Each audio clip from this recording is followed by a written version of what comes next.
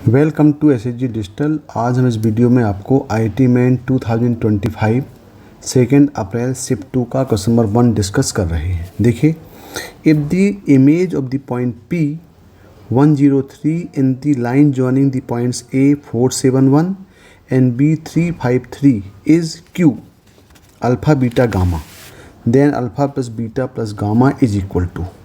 यानी यहाँ पे हमें एक लाइन का इक्वेशन दिया हुआ है जो दो पॉइंट ए और बी को ज्वाइन कर रहा है। देखें यहाँ पे, मान लो हम इक्वेशन ऑफ लाइन ले लें। यहाँ पे ये आपके पास ए और बी से पास हो रहा है, तो ए यहाँ पे आपके पास पॉइंट क्या है, ये है 4, 7 और 1, और यहाँ पे बी ये पॉइंट दिया हुआ है 3, 5 और 3, और हमें निकालना है इमेज निकालना है पॉइंट पी की।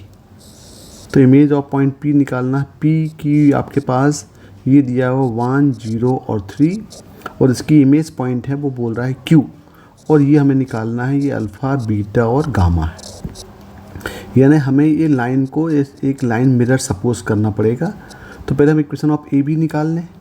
तो यदि हम इक्वेशन ऑफ ए बी निकालें तो दो पॉइंट से पास होने वाला इक्वेशन ऑफ लाइन हम निकाल सकते हैं। तो देखिए यहाँ पे equation of straight line, equation of A B, तो ये हम डायरेक्टली इजली फार्मूले से अप्लाई कर सकते हैं। ये हो जाएगा आपका x minus x1 upon x2 minus x1 equal to y minus y1 upon y2 minus y1 equal to z minus z1 upon z2 minus z1। तो यहाँ पे यदि हम देख लें तो ये हो जाएगा x माइनस 3 अपॉन ये हो गया 4 minus 3 equal to y minus 5 upon 7 minus 5 equal to z minus 3 upon 1 minus 3। इसको हम सिंप्लीफाई करें तो ये हो गया x minus 3 upon 1 equal to y minus 5 upon 2 equal to z minus 3 upon minus 2, और हम इक्वल टू मान लेते हैं इसको लैम्डा, क्योंकि हमें इस लाइन में एक पॉइंट मानना पड़ेगा। उस पॉइंट को मान लेते हैं हम r।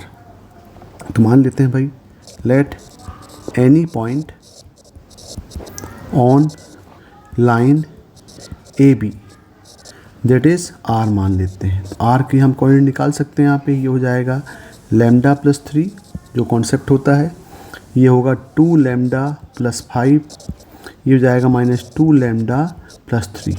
तो ये जो पॉइंट है मान लेते हैं पॉइंट आर, ये वाला पॉइंट हो गया, ये पॉइंट आर हो गया। और हमें मालूम है कि जब ये P की इमेज Q है तो यहाँ से P से R का डिस्टेंस और R से Q का डिस्टेंस सेम होगा, यानी R जो है वो PQ का मिड पॉइंट हो जाएगा। और AB के जो डायरेक्शन रेशियो हैं और जो PR के डायरेक्शन रेशियो हैं, ये दोनों आपस में क्या बनाएंगे, 90 डिग्री बनाएंगे।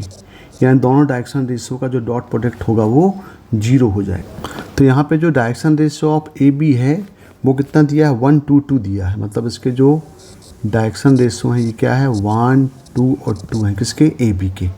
हम direction ratio of P are निकालते हैं। देखें यहाँ पे direction ratio of P are, तो हमें आर के कोऑर्डिनेट मालूम है, पी के कोऑर्डिनेट मालूम है। ये क्या हो जाएगा, ये हो जाएगा यहाँ पे lambda plus 3 minus 1, 2 lambda plus 5 minus 0 और माइनस 2 लैम्डा प्लस 3 माइनस 3, और इसको सिंप्लीफाई करेंगे तो ये हो जाएगा लैम्डा प्लस 2, 2 लैम्डा प्लस 5 और माइनस 2 लैम्डा।